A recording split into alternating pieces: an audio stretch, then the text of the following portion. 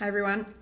I have put together this unintended lesson because every time I do shop critiques, I tend to start with a caveat about why I don't spend too much time critiquing your actual designs. So I want to kind of delve deeper into that and share some key insights about creating designs to sell on Spoonflower.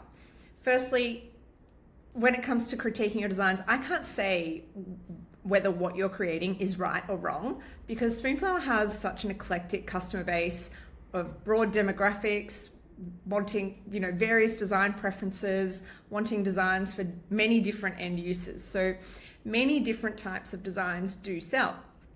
And Spoonflower is known as having a design for everyone or for every topic. And since you all have your own objectives, which I'm not privy to, and I'm conscious of trying not to simply just make replicas of me, because there are so many ways, so many types of designers and approaches that find success on Spoonflower, and you all bring your own unique creativity to the table. I want to focus on guiding you towards approaches that align with your personal goals and strengths. And that's why PSA really works. Yes, we're all working towards a common goal of making an income, a scalable income on Spoonflower, but we're all coming at it from different angles with different approaches. And that's why this community works and we can all support each other because we're going to get there in different ways and we're going to have different customers a lot of the time. So my aim in PSA is to empower you to find what works best for your unique style, your unique ambitions, your shop, and to help you build confidence to stay motivated and find consistent growth. So here are the key things that I want you to remember and focus on when you are building up your business on Spoonflower. Firstly, you do not need to pay for proofs, so don't get hung up on trying to only upload your best work. This is a really restrictive mindset that sets an expectation that may lead you to wanting every design to be flawless before you share it in your shop. And that can increase the potential for you to be overthinking. It creates self-doubt and then procrastination, all of which are going to negatively impact your consistency and your progress. The truth is, best work is very subjective anywhere, especially on Spoonflower, and typically none of us know in advance what's going to resonate with shoppers. Often I'm surprised with which of my designs go on to sell well. I'll create something that I think is my best work or really good and it won't sell. And you'll hear that in many of the interviews that we've had in PSA as well. It's a bit of a running joke. Don't kill your uglies. So don't let this mindset of uploading your best work stop you. If you're still working on making consistent sales, then I want to encourage you to approach selling on Spoonflower with a sense of curiosity, experimentation, and most importantly, fun. It is fun. Spoonflower is such a fantastic avenue to really learn and grow and play creatively and refine over time. And this approach fosters a healthier mindset that will get you to create more, to learn from the process, and then adjust based on what's resonating with shoppers once you start making sales. So ultimately, progress over perfection is what drives your growth on Spoonflower and in service design in general. The quest for perfection, it can stop you altogether. All right, number 2. Having a variety of designs and styles in your shop isn't a bad thing. Your shop does not need to look aesthetic. And embracing this mindset in point 1 will see you freely experiment with different themes, design layouts, scales, design styles, niches, colorways, everything. And it'll also mean that while you're experimenting and creating this variety of designs for your shop will inevitably not look very cohesive. It's just going to happen. And it's okay because most designs on Spoonflower are found via Spoonflower search, which means that keyword-rich metadata is more important than, on each design, is more important than the overall look of your shop or your shop aesthetic. Keyword-rich metadata gives every single design the potential to stand on its own and give it a chance to make a sale. So it doesn't matter what your shop looks like. Rather than worrying about your shop's aesthetic, again, prioritize experimenting and uploading a variety of designs and give them strong keywords that target specific audiences. Now, I'll talk about keywords because that's another point, but a cohesive shop, it can be a long-term goal and it's kind of going to naturally develop over time. You know, your older designs are going to get pushed further and further down the pages. So as you create more work and upload it and refine it and try different things, see what resonates and do more of that, then it's all going to start to look more cohesive naturally. You don't really have to try for it. Or perhaps your shop will always be a little bit eclectic because you have lots of different types of designs that sell, and that is okay as well. There are top selling designers who have very eclectic shops, so that is okay as well. And we can make our shops manageable and somewhat organized to the best of our ability and shopper friendly by bundling designs into designed collections. And we have a whole lesson on that. Point 3, creating only what you like may not be enough to generate consistent sales on Spoonflower. So it's okay to start creating with one niche in mind or a particular design style, or, you know, creating the things that you want to see in the world, because we have to start somewhere. So you can start there, that is fine. But if your metadata is good on those designs that you are creating in that way, and you find that you're not gaining traction with shoppers, then it might be time to try something else for a while. And that's what I mean by experimentation. It's hard to say how long we should persist with any one style or niche. So again, it just comes back to consistently experimenting and perhaps creating a mix of what you want to create alongside what's been identified as what shoppers are likely looking to buy.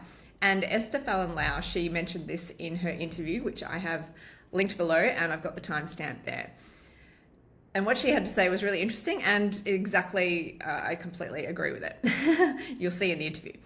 Ultimately, we are hoping to build a sustainable, scalable income from Spoonflower. So we want to cast a wider net. If things aren't selling, we want to try different things to try and hit, potentially hit different segments of buyers through creating these varied designs. And this usually requires balancing our personal tastes and creativity with, like I said, with market trends.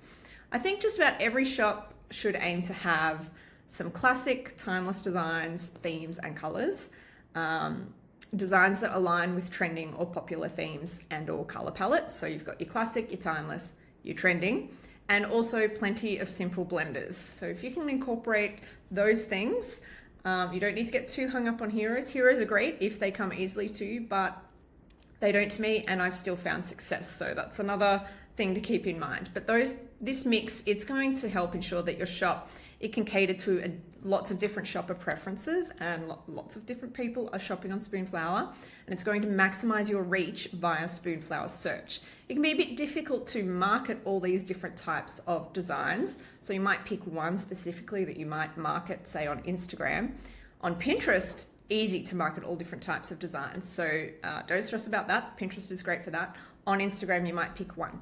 But yeah, I would be aiming to have this variety if you're still trying to generate sales. And there are several PSA lessons and resources that can help give you direction and guide you on how to strategically build your shop up in this way. And again, I've listed them all in the lesson description. Number 4, pay particular attention to the colors you choose, since they contribute to 90% of the decision to buy.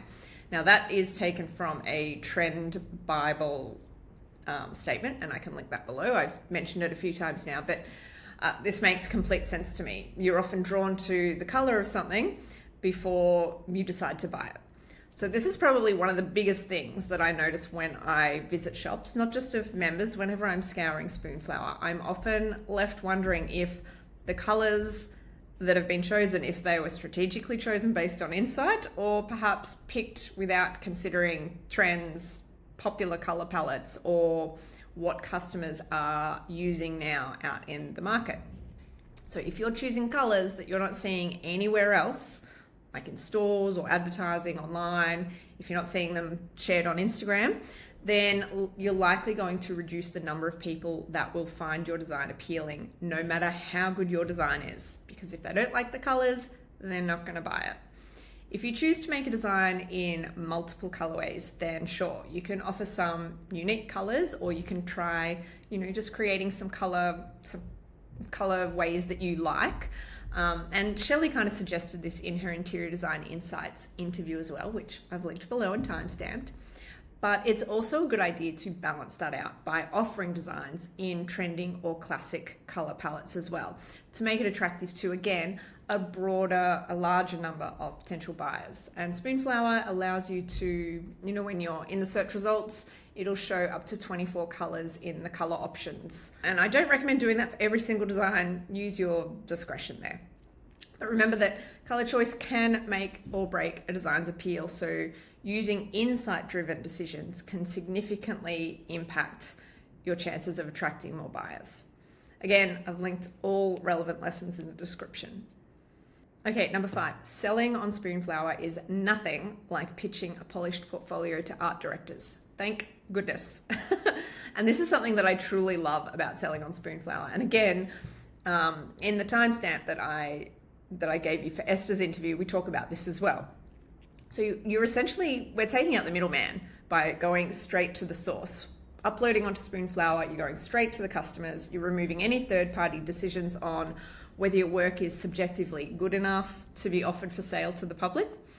On Spoonflower, you can just have fun experimenting to see what lands with shoppers without any delay and without any permission. You upload it, it is live. You proof it digitally now, it is live, and you can see if people are going to start buying it right away. They may still buy it 2 years down the track, so don't get upset if things don't sell right away. But it's great to not have to pitch for months, perhaps, or not hear anything at all, or have to wait for it to go to market, or just lots of different things. It's just completely different. So you can let go of a lot of the anxiety of perfectionism and the rules and the pressure that often comes with putting together a portfolio that you're going to pitch to an art director who will essentially decide your fate in terms of whether your designs will ever see the light of day on a product. Spoonflower removes all of that. You also don't need to be restricted or limited in how you put together and curate your collections. In fact, you don't even have to create in collections, not even mini collections, not all the time. I do advise aiming to creating collections, but if it is something that's stopping you from uploading, then just upload single designs. If you're motivated to create just one design, just upload it, preferably in multiple colorways. And then in time, you can make it a goal to incorporate it into a collection one day in the future, perhaps, maybe if you get around to it. Either way, it may still sell, and many of mine do, and I've never managed to, well, some of them have been there for years and I still haven't managed to put them into a collection. Still a goal of mine at some stage when I'm motivated, but yeah, a lot of them are my best sellers. And while it can be lovely to create designs or collections based on meaningful, heart-driven inspiration, it's not always practical. You just may not be that type of person. I am not particularly. And there's nothing wrong with creating designs just simply based on strategy and insight with the underlying intent to make money or to perhaps quit your day job, which was my driving factor and which is why I didn't get caught up in stories or anything like that. I was very practical. What does the market need? What do I think the market needs? That's what I'm going to create because that's probably going to sell. That's going to help me quit my job. Selling on Spoonflower, it really lets you bypass all those gatekeepers and, again, I'm using this word, experiment freely. Whether you're inspired by personal meaning or driven by strategy, it is all valid. So embrace the fun and flexibility and don't be afraid to approach your business with a profit-minded strategy. It's not icky or gross.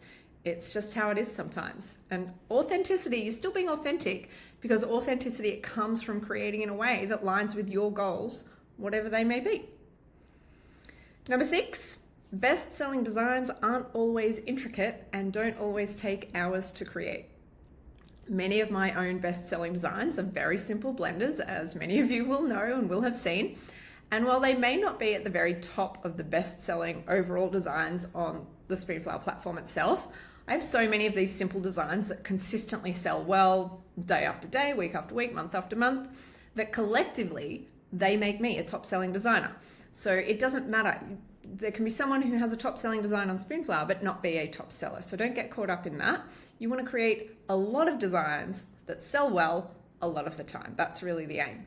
So if one stops selling, you've got all these other ones. Kind of like diversifying your income streams. It's good to diversify your designs as well.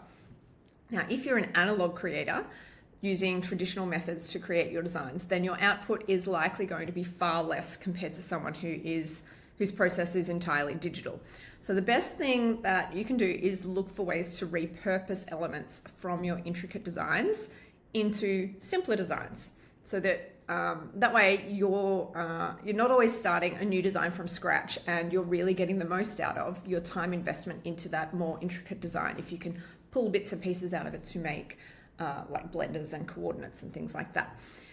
Again, I've got an example of this which I link below in a shop critique. So yeah, the advice also applies if you create time-intensive designs digitally. It doesn't matter if they're analog or digital. Just be mindful of how you might be able to create them in a way that you can pick them apart later to create several of those simpler designs as well. Essentially, each new design that you upload, it's going to increase your potential to reach more buyers and therefore drive more sales. Number 7, keywords are just as important as your designs, if not more so. So aside from marketing, most designs are found by customers using Spoonflower search, which gives every design that's rich with keywords the potential to stand on its own, regardless of how cohesive or aesthetic your shop is, which I've already said, but I really want to drive that point home. When you look at each design that you upload, think of it as its own entity. Make sure you really put thoughtful effort into adding keywords. It is worth the time. It's tedious, but it's worth the time. So really look at each design as if it's the only design that you have. For example, even particular colorways of a design can be targeted to different end users. Really put some thought into the other ways that you can target specific markets in your keywords for each colorway of each design. Anyway, I go more into depth into all those things in lessons that, again, I've linked in the lesson description below here. So essentially my message here is make sure your metadata works as hard as you have on your designs, because strong targeted keywords, they are what make your designs discoverable in search. And that is the first step towards making sales. You know, I quiz you all, I get you all to submit feedback when you first join. And a lot of you, one of your challenges is being found. Well, metadata is the way to be found via Spoonflower search. Keywords, strong targeted keywords. And without being found in search, even the best designs will go unnoticed. And I just want to add a little caveat here, because you will see that some top selling designs or designers, they use very obscure or very few keywords, and perhaps their success is tied to factors like effective marketing or long-term presence on the platform or long-standing relationships or quite often exceptional design skills. And honestly, I often wonder when I see them how much more they would sell those designs if the designer understood the full impact and value of keyword-rich metadata.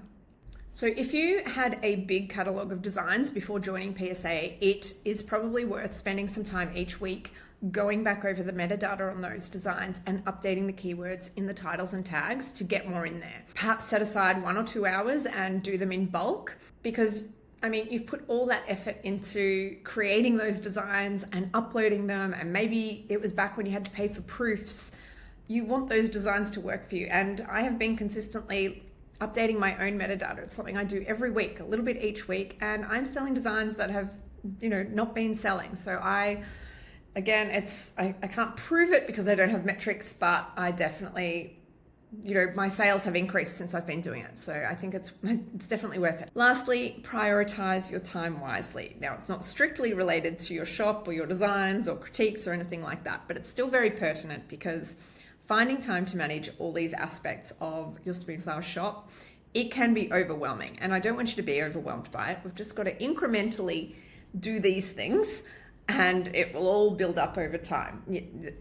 There's no way to fast track it. You've just got to do the work. So in the lesson on time management for busy designers, I teach you about high value tasks versus low value tasks, and then give you a tool called the Eisenhower Matrix to help you focus on the activities that are going to truly impact your growth on Spoonflower and help you to prioritize the tasks that align with your business goals and help you work smarter and maintain consistency without burning out or starting to hate it, essentially. Overall, selling on Spoonflower, it's about flexibility and experimentation. Write that on your wall. Experiment, not rigid expectations. So While you are still working to build your sales on Spoonflower, focus on consistent creativity and aim to incrementally improve your designs, your collections, your metadata, and your processes over time while balancing your creativity with strategy to sustain your growth. I hope this is helpful. I'm keen to hear all your questions, suggestions, and I hope that these points will somewhat give you permission to keep going and to really stay focused on being consistent and motivated. Okay, bye-bye.